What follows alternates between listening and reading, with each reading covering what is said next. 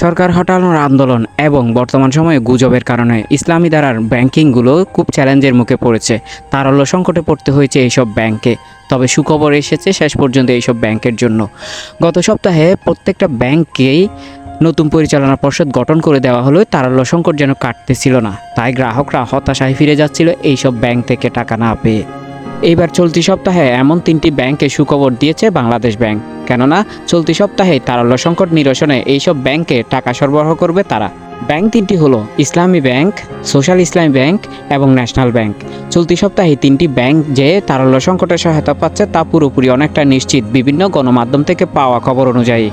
এর ফলে দীর্ঘদিন ধরে চলে আসা তারল্য সংকট কিছুটা লাঘব করবে এইসব ব্যাংকগুলো। সেই সাথে এইসব ব্যাংকের গ্রাহকরা কিছুটা হলেও তাদের সমস্যার সমাধানে টাকা পেতে যাচ্ছে। তারল্য সংকট কেটে গেলে এইসব ব্যাংকে পুনরায় গ্রাহক আস্থা ফিরে এবং স্বাভাবিক লেনদেনে কোনো বাধা থাকবে না বলে জানিয়েছে ব্যাংক কর্তৃপক্ষ।